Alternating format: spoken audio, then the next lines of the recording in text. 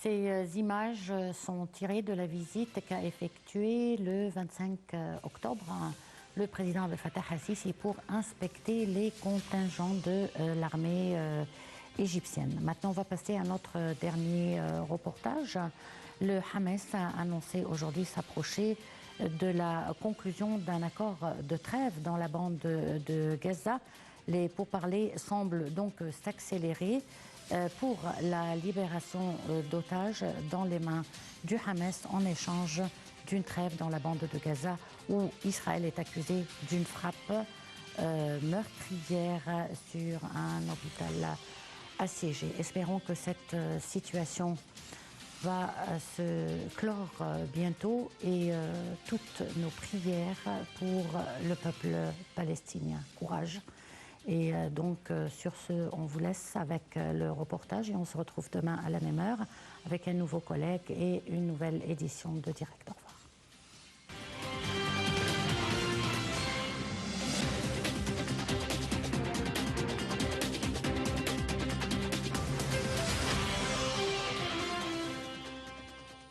Le chef du mouvement de résistance palestinien Hamas, Ismail Haniyeh, a déclaré que le mouvement avait livré sa réponse aux frères du Qatar et aux médiateurs.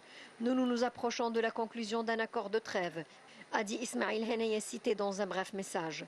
Les pourparlers semblent donc s'accélérer ce mardi pour la libération d'otages entre les mains du Hamas en échange d'une trêve dans la bande de Gaza où Israël a mené une frappe meurtrière sur un hôpital assiégé. La présidente du comité international de la Croix-Rouge avait d'ailleurs rencontré hier soir des dirigeants du Qatar et Ismail Haniyeh basés dans l'Émirat du Golfe afin d'avancer sur les questions humanitaires liées au conflit armé sur la bande de Gaza.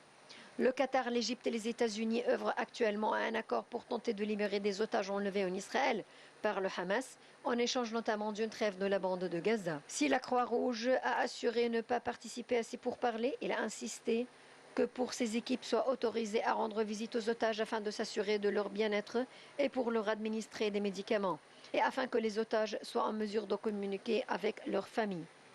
Nous n'avons jamais été aussi proches, nous sommes confiants, mais il reste du travail. Rien n'est fait tant que tout n'est pas fait, a déclaré le porte-parole du Conseil de sécurité nationale de la Maison-Blanche, John Kirby. Et à un journaliste qui lui a lancé la question suivante. Est-ce qu'un accord de libération des otages est proche? Le président américain Joe Biden a répondu à Washington. Je crois. La récupération des otages est l'un des objectifs de l'opération israélienne sanglante contre la bande de Gaza.